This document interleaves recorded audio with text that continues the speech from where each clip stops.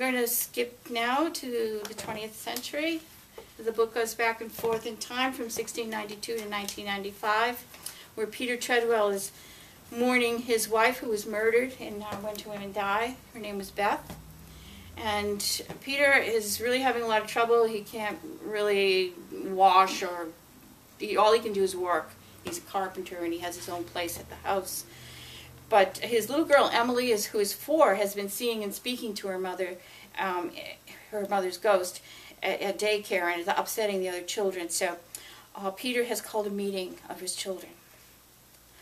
Peter stared at his children, assembled as he had requested around the dinner table. Only dinner was not on the table. 10-year-old Pete was his spitting image, blonde, blue-eyed, and freckled. It was like looking in a mirror 28 years ago. 6-year-old Sarah folded and unfolded her hands, not used to the formality of being asked to sit at table for a meeting. Sarah was a strawberry blonde with her mother's delicate features. Peter didn't want to think about how beautiful she was and would always be.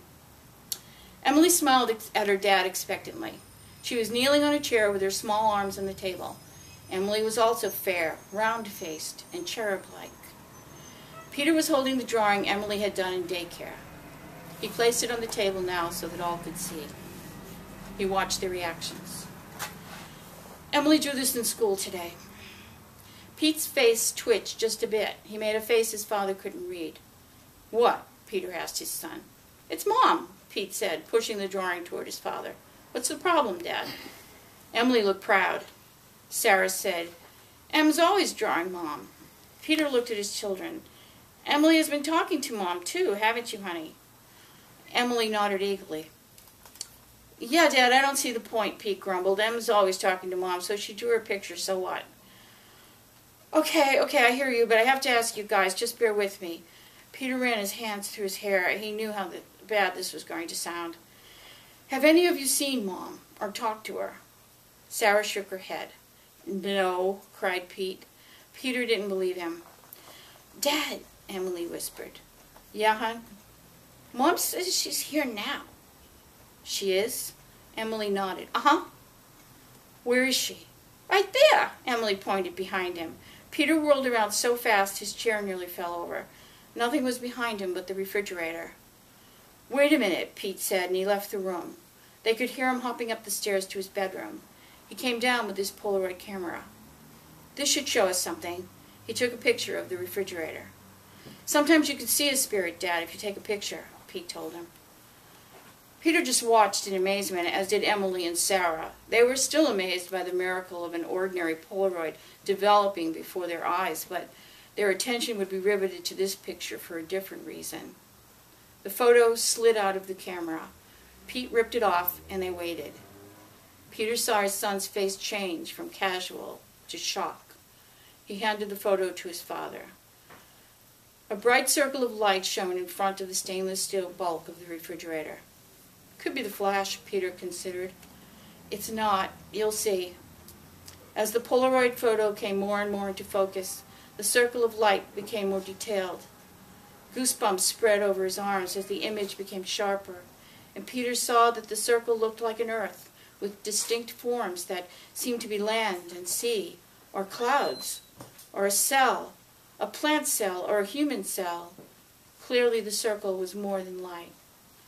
This is crazy, Peter said, rubbing his arms to clear the goosebumps. Dad, it's not. I've seen these before. They're called orbs. Only real orbs have these kinds of details inside. Where have you seen them? Pete looked embarrassed. In books. Ghost hunters snap them all the time. Ghost hunters, Peter repeated. Yeah, I can't. I couldn't think of Mom as a ghost.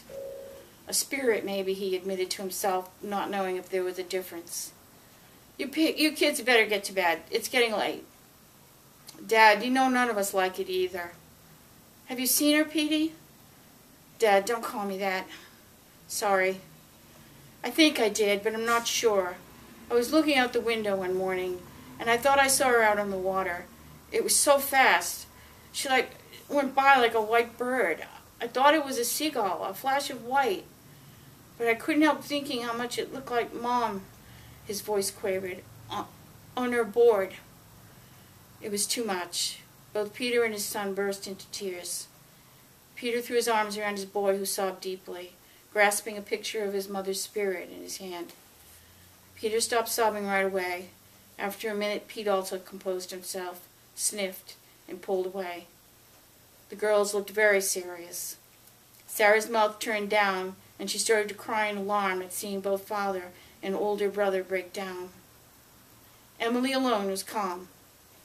"It's okay," she reassured them all. "Mama is okay. She wants you to see her. She said—" "What, Em? What did Mama say?" Peter asked his daughter. "Mama said not to cry. She said you should not cry." "No, you shouldn't, hon. Mama's in heaven." "No, Daddy," Emily cried impatiently. "I don't cry, and Mama's not in heaven. She is here. She cannot go to heaven because you are crying." Peter was stunned. He and Pete and Sarah just stared at the little one. Later that night, Peter tucked the Polaroid of Beth's spirit into the mirror frame above the bureau in their bedroom. Besides looking like an earth or a cell, the photo also reminded him of an ultrasound image of a fetus in the womb, a new life. His eyes filled with tears. He let himself sob exactly twice before he sniffed the tears back.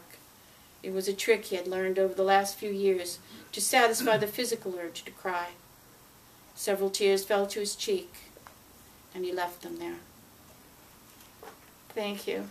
Thank you. It's just a sample.